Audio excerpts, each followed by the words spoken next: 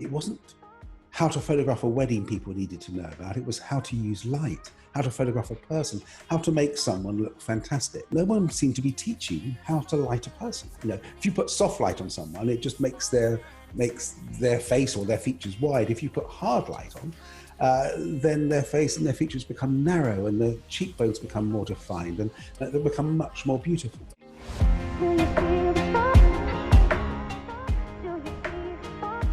Welcome. Thank you so much for being here. I am here with legendary photographer Damien Lovegrove. I have been a huge fan of his, and I am so happy to introduce him to the group. And if you guys aren't familiar, I have actually brought up some of his galleries, and his lighting is exquisite. And I brought him on to talk about his journey in photography, his workshops, and basically his lighting principles and, how he achieves this. So thank you so much, Damien, for being on.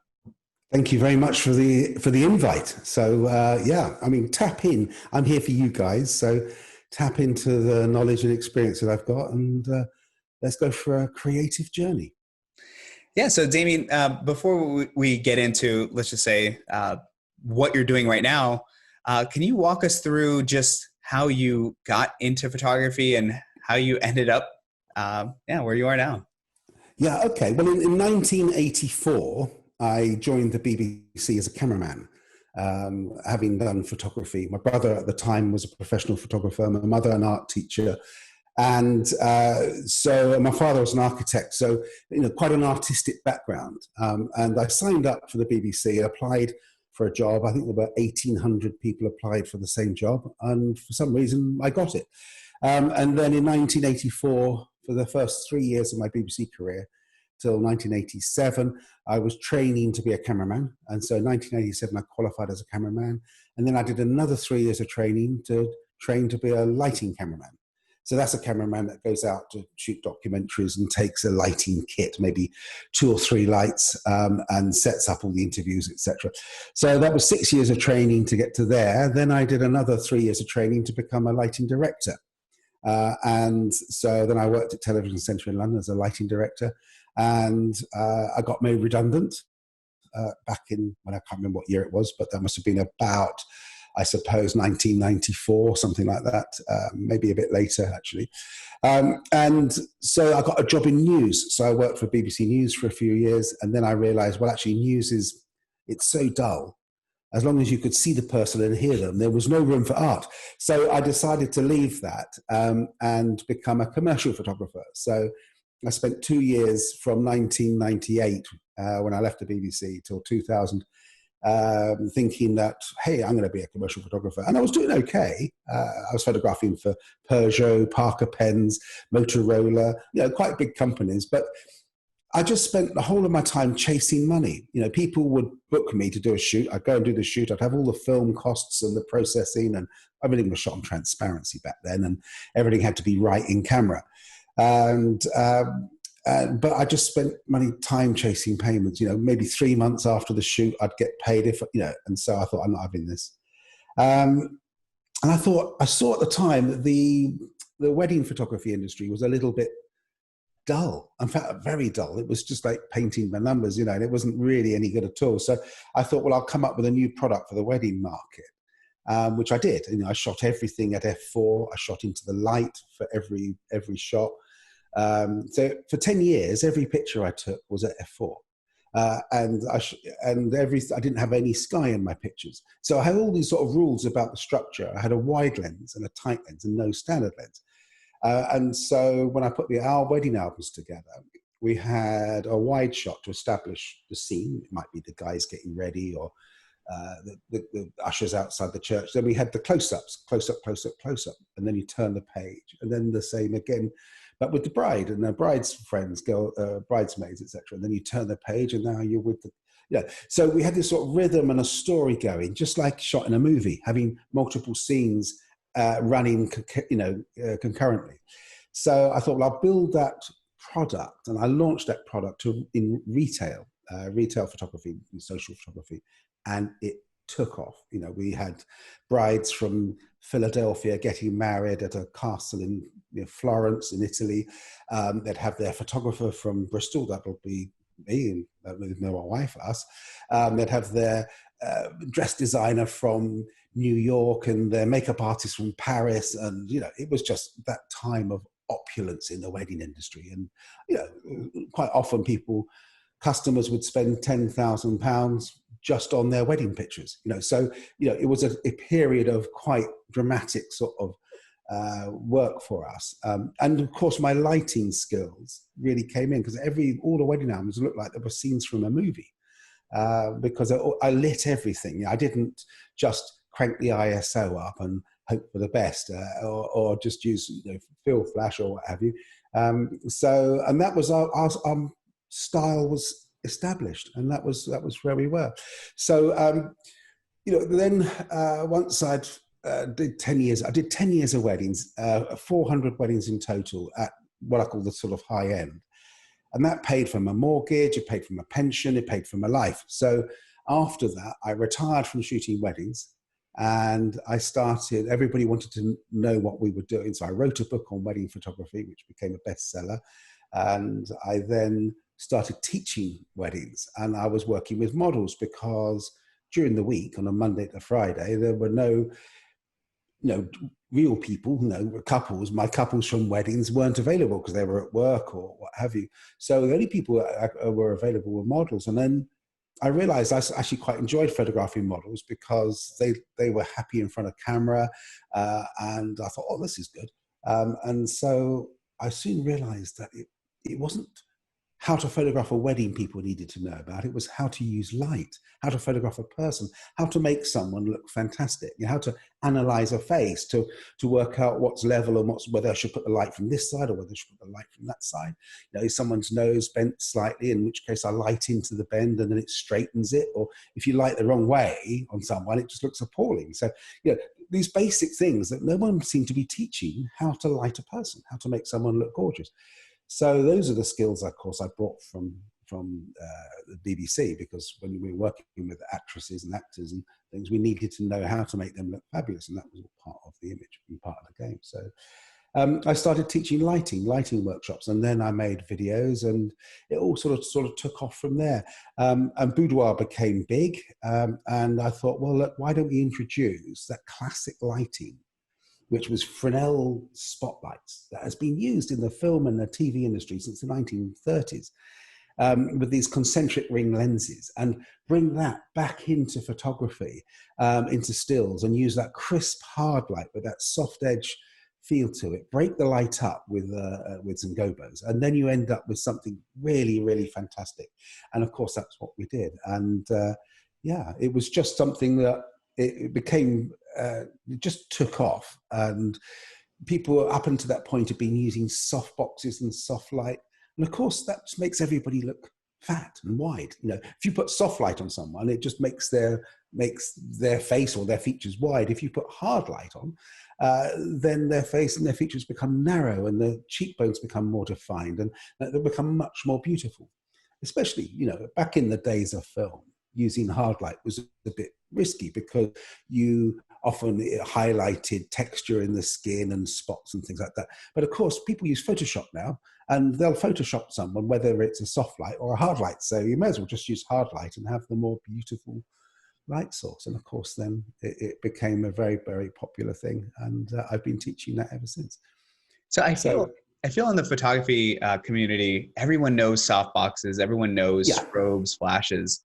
So you said the word Fresnel, and even for me, it's something that I know not a lot of people know. So can you describe what those are, what Fresnel lights are? Can you go back one picture? Because I think you've been clicking through on these. Right, take a look at this shot. Oh, no, that's it, that one there. So take a look at that shot. See, so if I ask people, is this lit with hard light or soft light?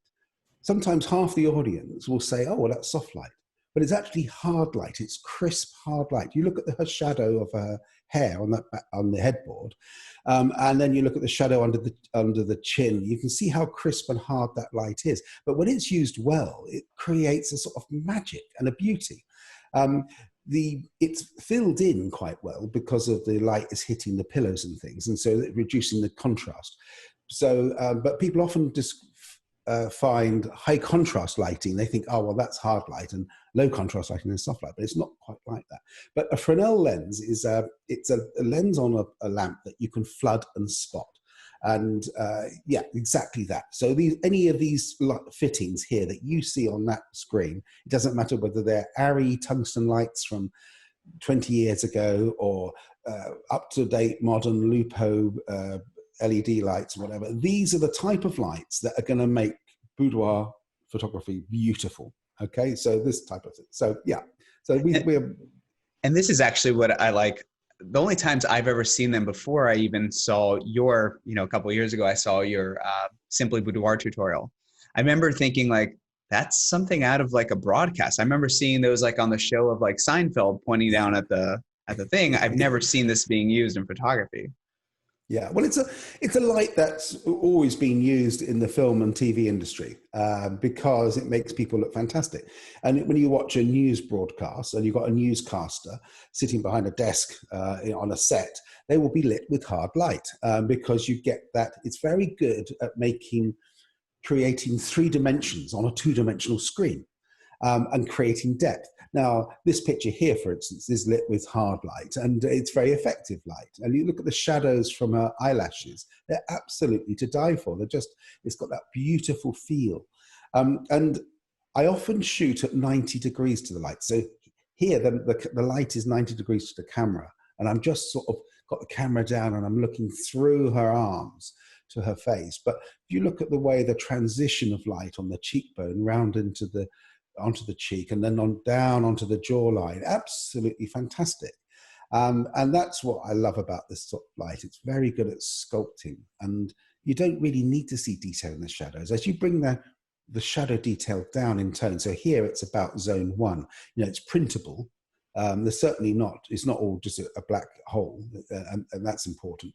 But it also gives a sense of mood and drama, and it's a little bit more flattering. I think as soon as you start using soft light and you see everything, it can just be, it's a little bit vulgar in a way. There's something less artistic about it. Was this one, is this like a window or a soft light, or is this? It is. It's a window at about 4 meters or I don't know, 16, 20 feet or so, something like that. But I just closed the curtains and just opened them a little bit. And so that light, you can see that cheekbone. See, what we've got here is what we call the Hollywood triangle, where the nose shadow touches the cheek and encloses a triangle of light on the camera side of the face. So I always shoot into the light. So her face is lit from the other side. So if I brought the camera around to the other side of her, then the whole of her left side of her face is lit.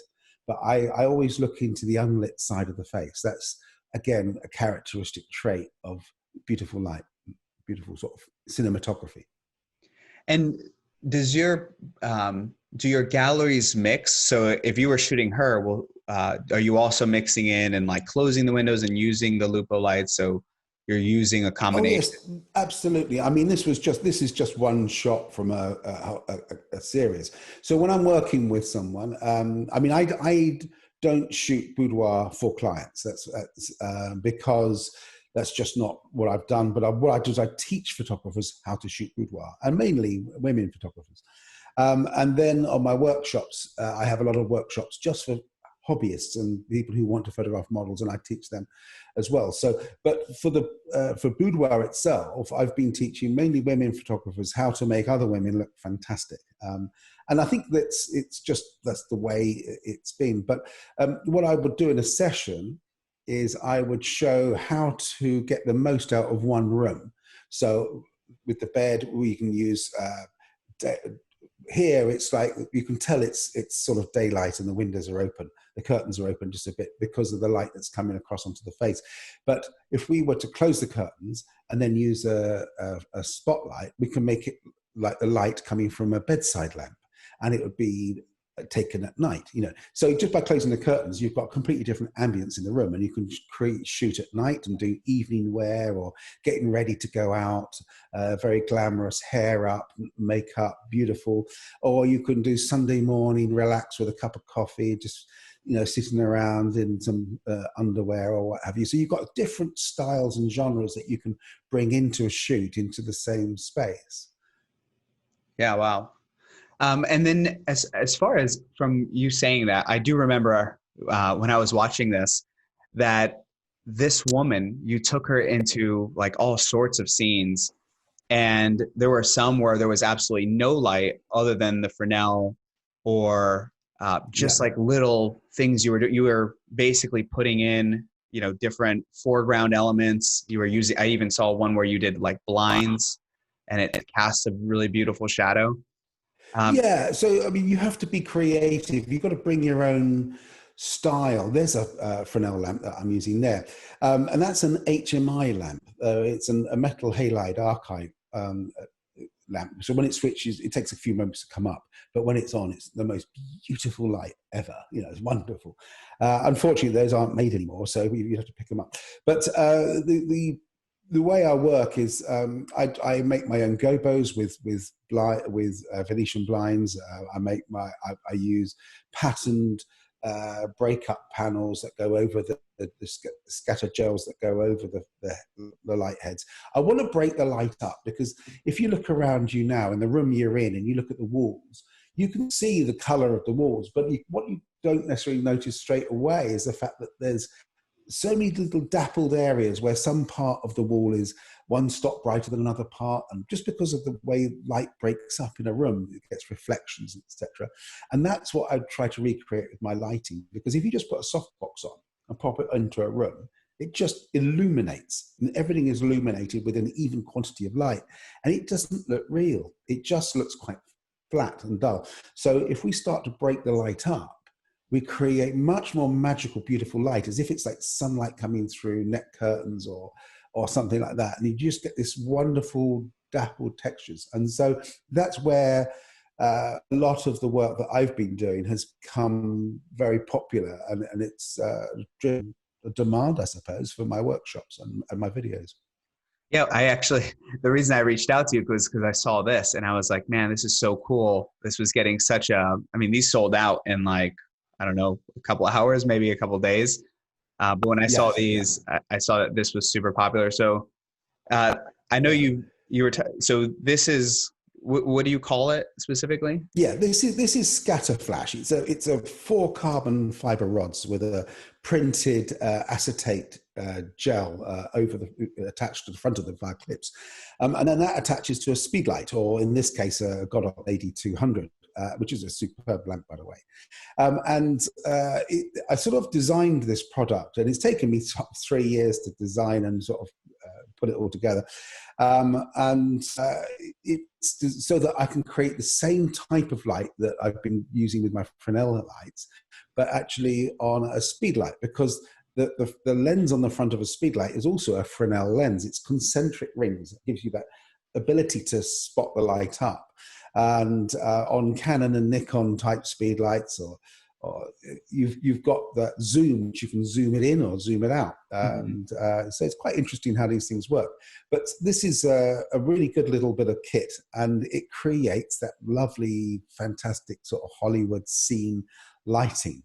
Now, you've got to be careful where you place it, because obviously you can't see the picture until you've taken it. You don't know where the pattern is. And that's the advantage, of course, of working with continuous light, because you can put a gel over a lamp and you can just pan the lamp slightly until the lighter patch is across the eyes or whatever you want to highlight. And then the bits that you don't particularly want to highlight are just lurking in the shadows. And so the attention's not drawing to them. So, but when I'm working with flash, of course, you have to engage the person you're photographing to help you align it and things like that. So, and we were speaking about this a little bit earlier, because you do have, I tend to find, maybe you were talking to me about how you kind of prefer continuous light. So when you're doing, let's just say boudoir, or you're doing women's portraiture, when do you pull out the speed lights?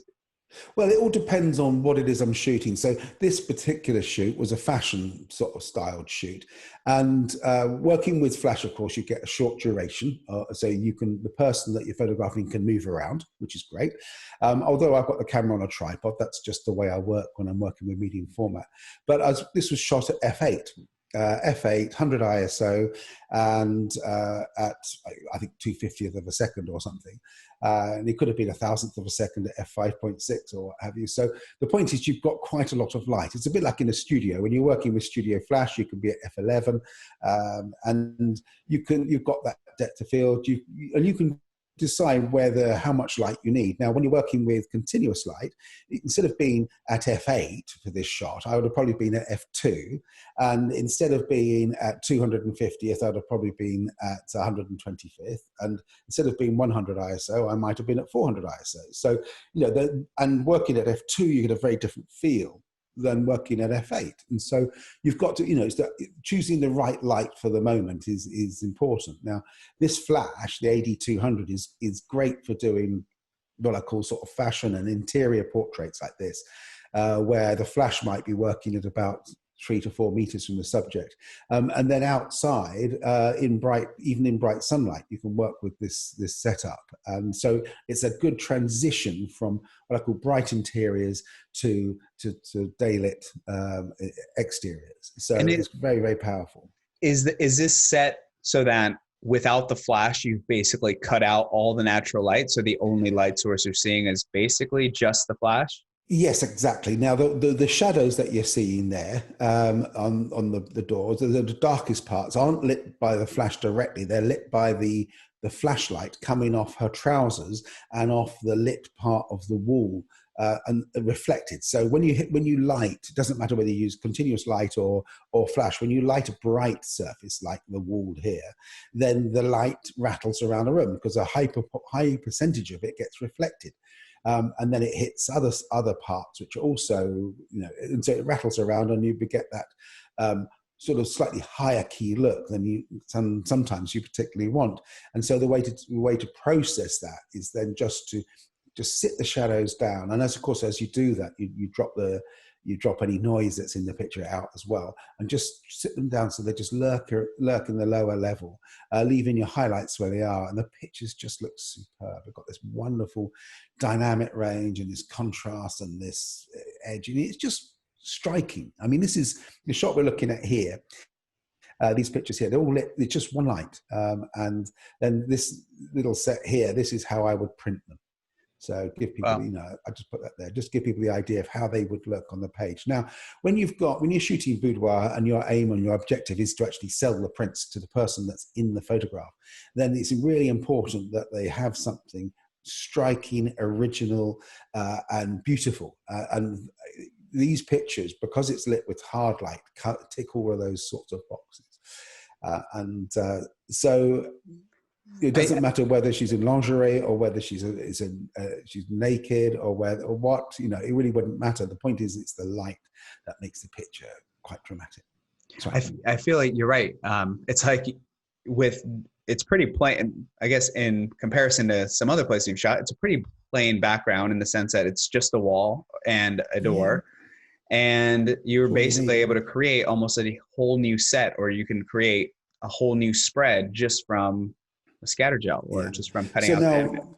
You see, in this particular shoot, straight after I finished this little video sequence, it took about 20 minutes to shoot for that 4-minute videos. And then we shot in the other side of the room, we shot on the stairwell, and just by keeping the flash at the same distance at about 4 meters from her, then the settings were identical. So I didn't change anything.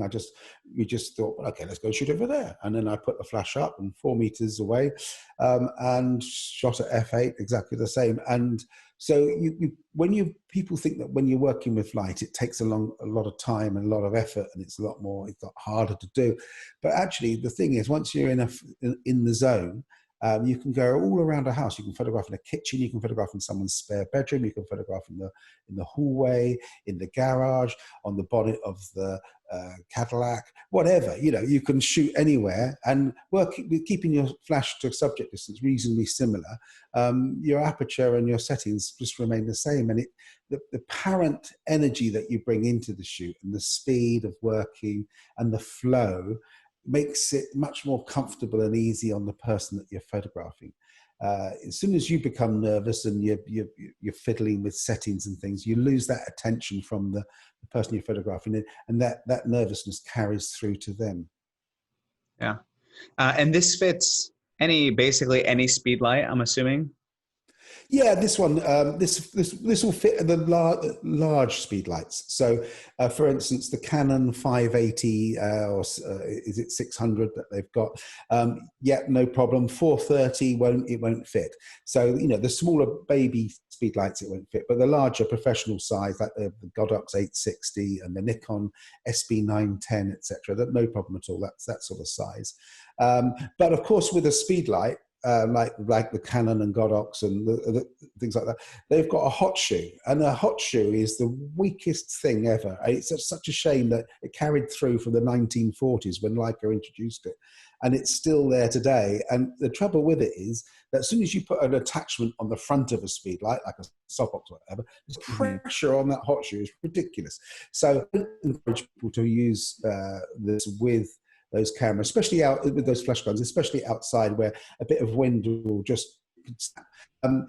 But if you're inside and you're careful and you don't just plonk the stand down with the flash on, you'll find that your hot shoe will be fine on the flash. But and I've made scatter flash as light as possible by using carbon fiber, etc. And it is a really lightweight unit.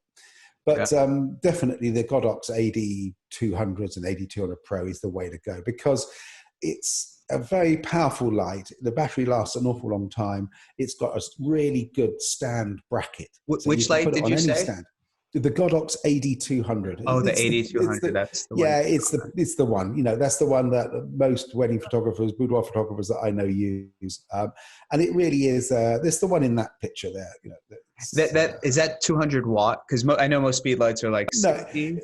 Yeah, 200 watt seconds. Yeah, so it's the same power. It's about 3 times the power of a regular speed light. And it still fits in a pocket, and it's a great bit of kit. So that's it's cheaper. It's about, I don't know, $400, something like that, and it gives you a lot of light. And you've got a bare bulb head, which is perfect for going inside soft boxes. So if you're the sort of person that likes to use the odd soft box, then it's perfect for that. And it's got the Fresnel head, which is ideal for things like scatter flash, but also creating a slash of light. You want to recreate sunlight. You don't want to think about working with soft boxes and things. You want to work with a crisp, hard light to get that lovely shadows. And so I can recreate sunlight with the AD200 easily. And I put it outside a window, out on the drive or just outside someone's house, and I just pump the light through the window, and it looks fantastic as it glances across a bed or something. You don't feel that you have to have the light in the room that you're shooting in, because obviously if you're trying to recreate the look of natural light when there isn't enough, or it's not beautiful enough in that room, you need to bring the light from outside through the window, and that's what I do. And if it's raining, I just put a plastic bag, like one of these big bin liners you see in train stations and stuff, but they'll put one of those clear ones right over the top of the unit, and it can be raining away outside, no problem. And with modern triggers, they go through walls easily. And this is hard light, what we're seeing now from from an actual continuous lamp. A continuous lamp, hard light. The picture. Oh, go back to that one. Right. So this was shot wide open at f2 on 110mm lens on my GFX, and you can see that her eyes are in focus, but her hair above her head is completely out of focus. I mean, it's a shallow depth of field, and that's got the look of that sort of that Hollywood look. But the light, when you're lighting someone, you need to make sure the light goes down the nose. So for instance, the light in this situation is to the right of the camera, and it's angled straight down her nose. So we haven't got a strong nose shadow. We've got the cheekbones are lit underneath, lit from above, and the shadows of the cheekbones are underneath. And you want to avoid having the bottom of a nose lighter than the top. Okay, so these are the things. By setting the light so that it's going down the nose, you get the most beautiful of light, and there it is. And this has got a scattered gel on it. That's why there's little dappled areas which are a little bit darker, like just above her right boob there. There's a, it's a sort of darker patch on the duvet. That's because of it's coming from the scatter gel, and that gives it a really lovely feel rather than that flat, consistent light when you were shooting without a gel on the light. And do you find yourself, maybe it's because I'm on the black and white gallery, or I think it was the black and white collection, mainly shooting in black and white? And when do you No, decide shooting I color? shoot everything in. I mean, it's difficult. I mean, I'll often shoot in black and white just to see the tonal balance, especially where things like this, color's not important. But if there's a color gallery on this website that you're looking at, which is equally as populous, it's probably more pictures in color. And generally speaking, I will shoot everything in color, but I often have my camera switched to black and white.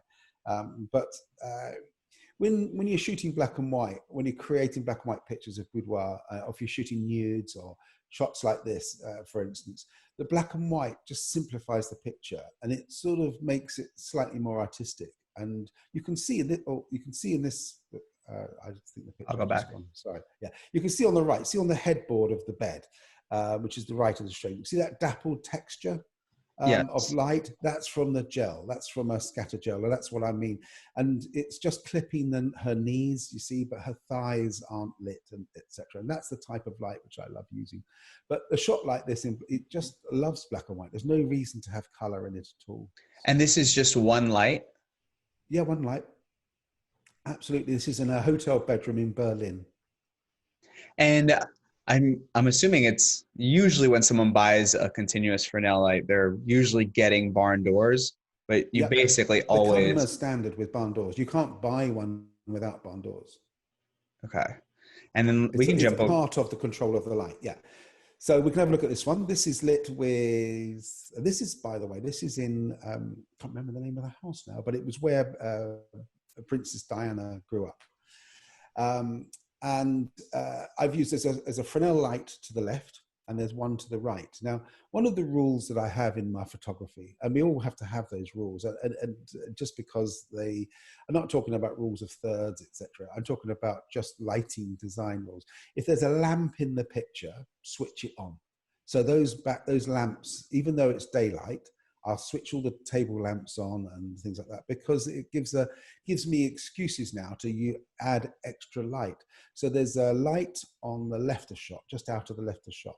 Now the shadow from that light, that light is, the lamp on the right of the picture is being lit by the light from the left. And now you notice that lamp has a shadow. Now light sources don't generate shadows, but it gives you a clue. As a photographer, when you're looking at a picture to see how it's lit, just start looking for the shadows, and the shadows tell you where the light sources are. So that's exactly the shadow I'm talking about. But my light is lighting Carla, the model, from the left. Now I've got another light just out of the right of shot, lighting her arm and providing a bit of backlight there. And that's her shadow from that light is landing on the white fabric on the dressing table near the window. Okay, so that's her, it's hitting down there. So that's exactly it. But the thing is, she becomes the star because she's lit and she's in the center of the frame. And yet it looks quite natural. When you first look at the photograph, you don't imagine that there's extra lighting put in, because there's enough light sources in the room to imply that she would be lit anyway. And that's how we liked TV drama and classic period dramas and things like that, all lit in this way, so that the subjects within the room are in pools of light that, and we put practical lights in, that's what we call the sort of lights on the tables and things, as excuses for allowing us to put our other lighting in, if that makes sense. Yeah. So I will say, anytime when I used to get stumped, I would just kind of, take a cop out and say, well, the photographer must have composited something if I can't figure this out. Is that something you ever have to do? Would you ever have to? I never composite anything. I never take out, I never say, oh, well, I'll just remove that lighting stand later.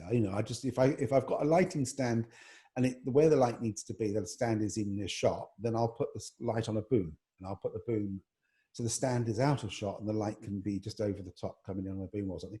But no, I don't composite. I don't use Photoshop. So This is all Lightroom. it's all Lightroom, and it's all 60 seconds maximum per picture. So because I grew up shooting weddings and to edit 300 pictures for a wedding in a day, you've got to do it in 5 hours, because obviously you've got to have lunch and breaks and stuff. And so that's, you've got 60 seconds, 1 minute per picture. So I learned to edit 1 minute per picture. Some pictures you don't do anything. Other pictures you might straighten the verticals a little bit, darken the top third of the picture, and tweak the color slightly. And then the next picture you're doing something else. But you know, it's straight through, quite quick. You know, you need to be quick in this game, otherwise you're never going to make any money. So, you know, we did 400 weddings to finance, we say, a whole career. But if we weren't so efficient and we weren't so effective with our marketing and our sales strategies, etc., we might have had to do 1,000 weddings. We might have had to work for 25 years to earn the same amount of profit. You know, so where in commercial world of boudoir photography, etc., or portraiture, which I've been doing, then it's really important to have an efficient system to get the light where you want it to be. It's much quicker and easier to adjust a light to make it look fantastic, the shot look fantastic, and rather than have to try and rescue it in post. I can attest to the fact that you edit quickly, because I watched the Lightroom editing, and I just remember seeing just kind of some of the masking and just the brushes, the brushwork, and just even in post, it was almost like you were just slightly enhancing the good light that was already there. Yeah, absolutely. It's just the same like I did in the darkroom. I spent more of my photography career shooting on film. You know, from 1984 through to 2001, I was shooting on film. I'm photographing for photo libraries in London, and you know, shooting stock and shooting some advertising stuff alongside my BBC career. And then I went digital in 2001, and I learned how to dodge and burn and etc. After that, you know, throughout from that point on. Just carried on all the traits that I had in the darkroom. So it's the same stuff, you know, sort of selecting areas. I don't tend to vignette because I think it looks obvious. I tend to do that just with lighting. So creating this dappled light. And if I want light to fall off to the side, I'll just bring the barn doors in a little bit and it just cuts the light off at the edge. And so this is the color balance. How are you doing this indoors? Because it almost looked like in the video that it was like daylight balanced. Yeah. Are you able this to? the lamp in here that we're using for this shot, this the light, the lamp in the background, the practical light is fixed. We have no control over that, and the light that I'm adding is adjustable. So I can set that for anything from 3,200 Kelvin up to 5,600 Kelvin. So I would have probably set that at about 4,000 Kelvin, and maybe a little bit higher. And then I've left the bed to go quite blue and quite cool. The walls are already blue, and then the lamp in the background is still quite warm, and I've got her skin looking about right. Yeah, her skin, her skin tones look beautiful. Yeah, they look very accurate. Thank you. So, and that's really what we're doing. So I've got the white balance, but I can adjust the light to suit.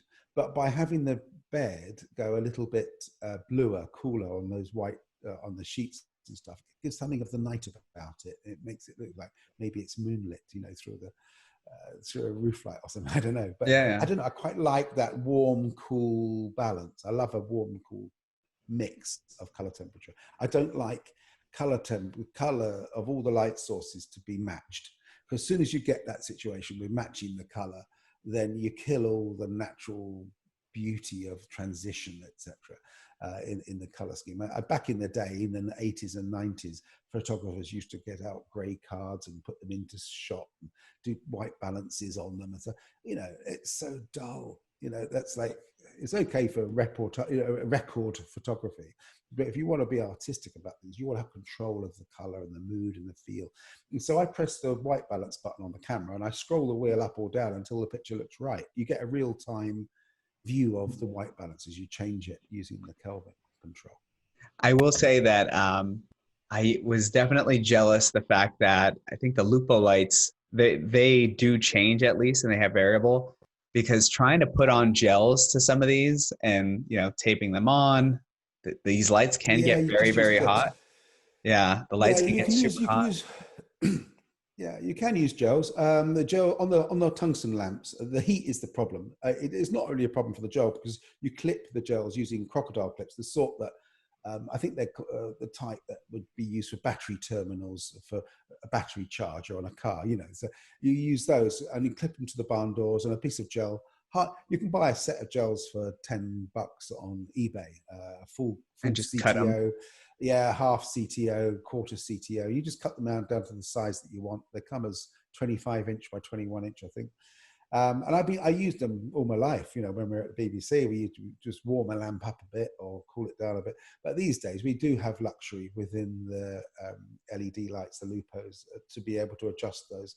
And now the next generation of what we call full color LEDs, where you've got red, green, and blue Oh, wow. LEDs, and then you can adjust, not just the white balance, but you can create a theatrical look.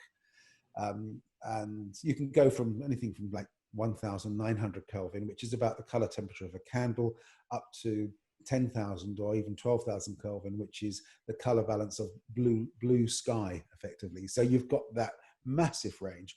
Plus, you can make the light magenta or a sort of dirty green or something. So you can use it for more theatrical stuff. But that's the sort of next generation. It's rolling out now. But the first versions of those lights aren't as powerful as what I call the standard dual color versions. So it'll be a couple more years. Because they almost have to share the diodes, or they have to share the. Yeah, I think you've got the power. The problem you've got is you've got 3 lots of light sources all on at the same time and all generating heat. And you've got to get the heat out of the light, but you can't put a fan in the light. Or if you can put a fan, but it can't make any sound because the sound recordist isn't going to work with it. And these lights are principally made for the film and TV industry. So you need or for video makers, video production. So you need the lamps to be silent. And so it's a case of moving air through the light to cool down the LEDs. And it's a limit to how much current and power you can put through an LED depending on the size of the heatsink. So the technology changes all the time. You know, it's a bit like old laptops used to get really hot and the fan was always on, and the latest generation run much cooler. So, you know, these things happen. Now, if you hold that picture there, you see the stripes, the pattern on the wall. And the pattern on her legs, that's coming from a Venetian blind, which I attached to a batten of wood, and then I created counterbalance weight on the other end.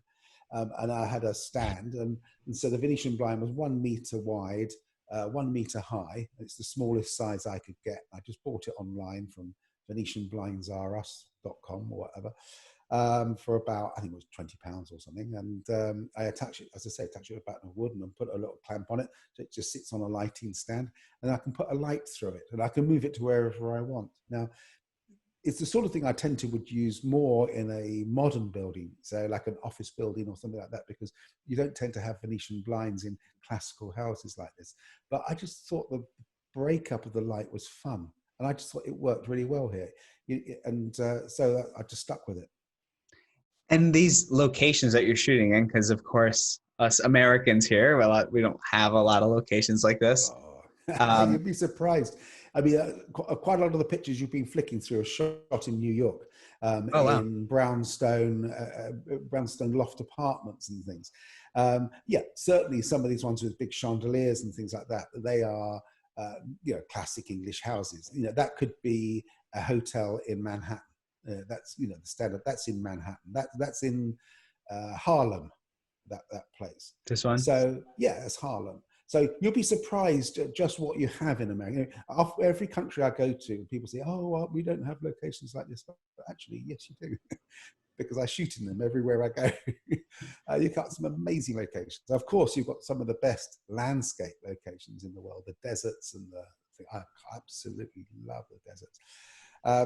But and old shacks, wooden shacks, and textures, and old villas with verandas and swing doors and saloon bars, and I love all that sort of stuff. So, but you don't have what I call the sort of the grandeur, the 500-year-old or 1,000-year-old castles with big, entrance halls.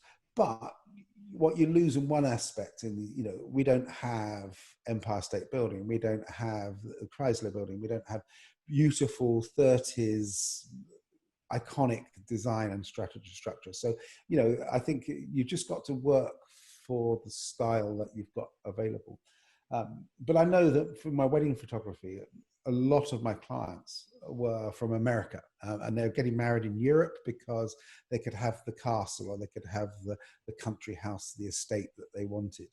And it was quaint or cute or whatever they wanted to call it. And it was just suited their style. So the grass is always greener, shall we say. Yeah. By the way, one of the reasons I stopped on this one is anytime I come to a photo and I can't tell whether it's natural light or whether it's artificial, I'm always I always have to stare at it. And so this is natural. This is in Paris, just off the Champs-Élysées, in a little hotel in Paris. And the light is coming through a window. And there's a beautiful balcony on the window overlooking the street scene below. But I've closed the curtains and just opened them a little bit. So you get this vertical slash of light, vertical light source. And it gives you it doesn't spread horizontally very far. So it's like a strip light softbox, but rigged vertically. And it just glancing across, and I'm just shooting into the unlit side of the face. You'll notice that pretty much every shot that we've seen, I'm working at 90 degrees to the light. So the camera and light angle are about 90 degrees. Now, where there's eye contact, I come round to the light source and shoot alongside the light source. But generally speaking, all my the pictures that would sell the most are the ones that are shot at 90 degrees to the light. Yeah. And, I feel a lot of people wouldn't think to start closing things. It's usually let's open things as much as possible. And it does, like you said, it creates a lot of softness, but it doesn't create a lot of drama or drop off. As soon as you open the curtains, the whole room becomes bright. If the whole room becomes bright, you can't control the light onto your subject.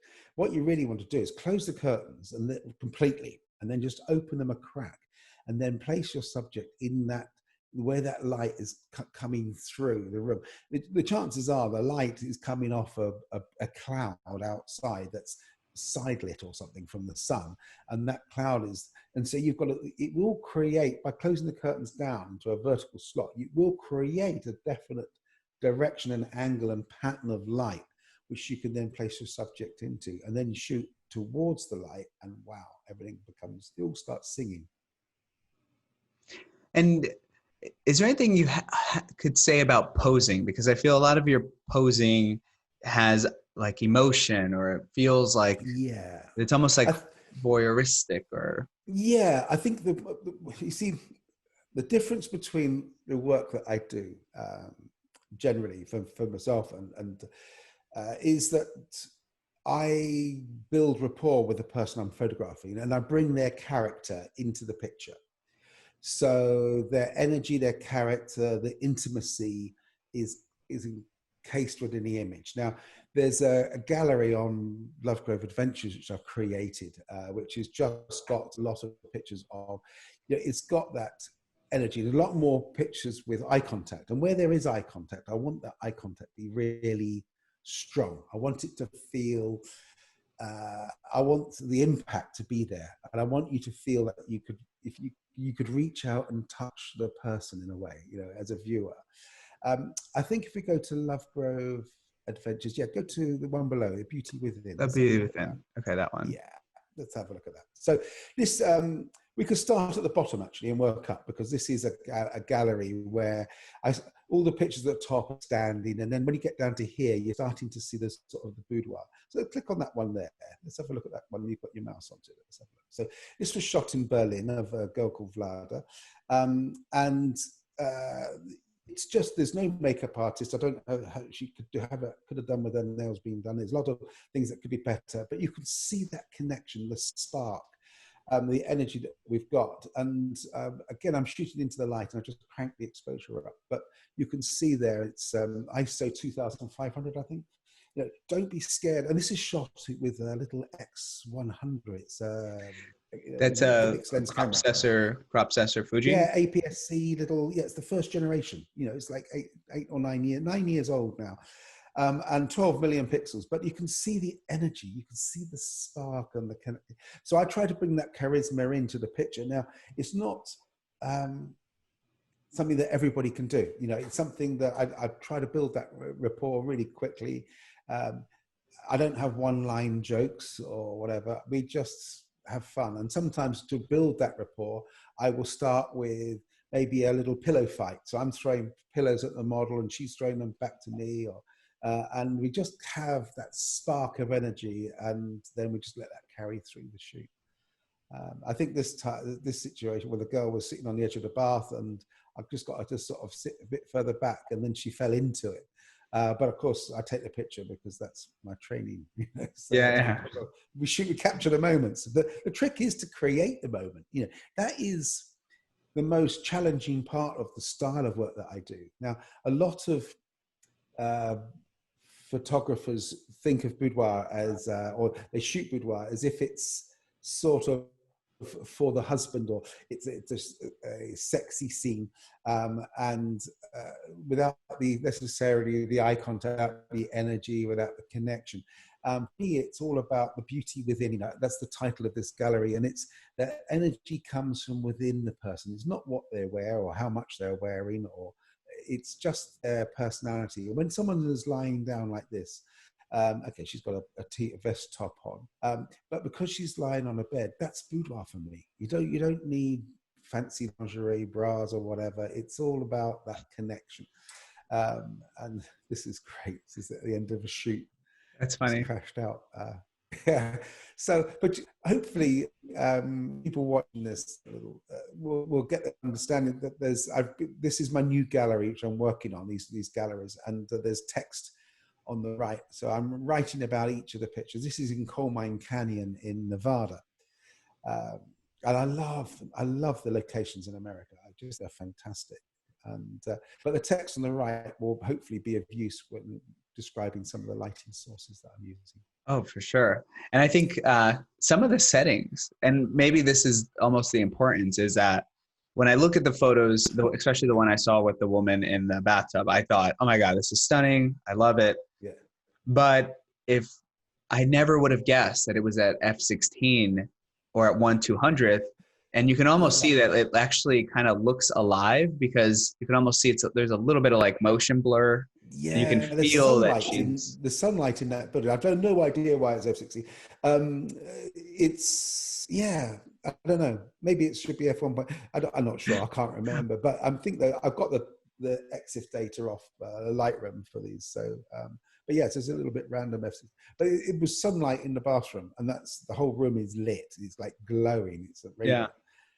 But I say that to say that regardless of what the settings were, it came out amazingly well because of the emotion, the action. I got the gloves from Claire's Accessories, a little shop, and I like all these things. I style everything. So I got her this little cami top and knickers and stuff, and so I tend to do all the styling for the shoots as well. I was going to ask that, who is like the creative director? Because I know you do all these workshops, and if we're on this site, it's because it's Lovegrove Adventures. You do these adventure workshops. I remember you did one in Cuba a couple of years back. All over the U.S. Yeah, I style everything. I'm a single one-man band, so all these pictures here. Occasionally, the models bring their own stuff, their own clothes and things, and we work through those and we put things together. But a lot of the time, I will just go out and buy for the shoot what we need, and sometimes it's just simple vest tops and white dresses in the top right. They were just very simple. This girl, when she arrived for the shoot, she didn't have any clothes with her. She arrived in a sort of jogging bottoms and a top, and I had 5 clients, photographers. And I'd rented this boudoir, this penthouse in the top of a hotel in Berlin, and the photographers were there in the gallery, in the reception area, waiting for the workshop to start. And my model was late, and she arrived, and she was nearly in tears, and she was out of breath, and she didn't have enough money to pay for the bus to go all the way, so she had to run the last part, and she didn't have any clothes with her because she thought it was styled, So I said to the photographers, we're going to start an hour late at 10 o'clock, and have a cup of coffee, put it on my room, and I'll sort things out. And I went down to C&A, the clothes shop down the road, and I was buying bras, t-shirts, men's shirts, all sorts of stuff, knickers, and shoes. And I bought tights and stuff, and I brought all this stuff back. Model had time to sort herself out a little bit, and we started shooting, and we had the most amazing shoot. And sometimes you just have to do these things. So, it's what we do. Yeah, and I don't want to leave before people see how good the couple's work is. Is this something you do in workshops as well? Is this something people ask Yeah, for couples? all the pictures we've been looking at are pictures that have been taken in workshops, or I mean, a couple of these shoots here I've done for the couple. So this picture top left on that, for the first picture in that shot, that's been my most stolen picture. I've had 1.5 million pins on Pinterest with this shot. But it's quite interesting. I mean, you can see, if you, I mean, I don't know if we can zoom in or not, but if you can see she's still, she's got a hairy bum. There's been no editing at all. It's all as it is. I don't clone stuff. I show it as it is. And that's partly why the magic was why I get my clients. But I don't show my customer pictures online. I don't share them. I don't put them on Facebook. I don't put them on Instagram. So when a customer is photographed by me, they know that their pictures are, they're not going to be shared around. I'm not going to sort of put my name on them and start popping them out there. And so that exclusivity means that I get a higher grade of client. So that's really useful. But yeah, so these are all shot on workshops. These are on my Hollywood workshops, which I ran a few years ago. What I tend to do is run maybe 10, 15 workshops, and then I'll create a movie. So I'll go and shoot for 4 or 5 days with a film crew, and we will recreate the pictures that I did on the workshop and commit it to video, so that thousands of people can then benefit from it over time. Yeah, and I know we were talking a little bit before this. Obviously with COVID and everything, things are rescheduled. But I do encourage anyone watching. I'm going to leave the links for this below. Thank you. Yeah, might be picking back up, as things get better and as things get safer. So, make sure you sign up for his newsletter, get updates. Yeah, I mean, I'll be doing workshops in the US. I do in 2000. Where are we now? 2021 next year. I've forgotten even what year it is. It's been so bad this year. 2020 next year, I shall be doing a 14-day tour of Death Valley, the high deserts, right up to sort of Mono Lake and that area. And mainly in California, actually, right way through on that side. So, and then I'll be doing a tour I'll be doing some workshops in New York, certainly, and then maybe up to Chicago as well. So I'd often do single-day workshops, so boudoir and things like that. And then I'll do some road trip tours where we get to shoot some landscapes, and we shoot figure in the landscape as well.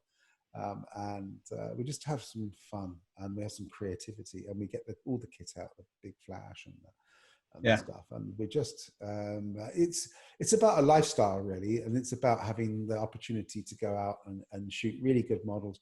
And not, I suppose my clients, they don't have to set it all up, they don't have to find the locations, that's all dealt with, so they can concentrate on getting great pictures and having good fun and meeting new friends. Yeah, I think this is definitely great, especially for somebody to add to their portfolio. We've had photographers, set up kind of like client things overseas. They'll travel to like Tulum, they'll invite clients and stuff. So, yeah, one of the steps to that is maybe showing some of that work where you've traveled, you've shot other places, and not just, maybe in that boudoir studio in their hometown.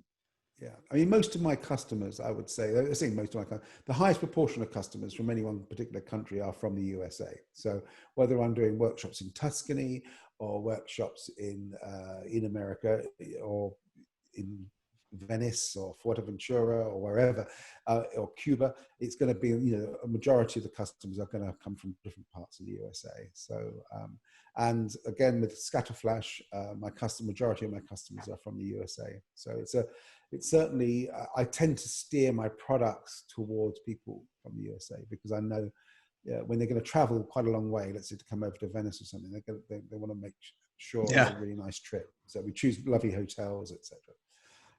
Well, as soon as this opens all back up, I'll probably be the first person on the list. I'm going to carve out some time in my calendar. But thank you so much, Damien, for being with us. My pleasure. I really appreciate it. So much insight. And I feel every time I see your content, I'm always just learning something new or getting new ideas.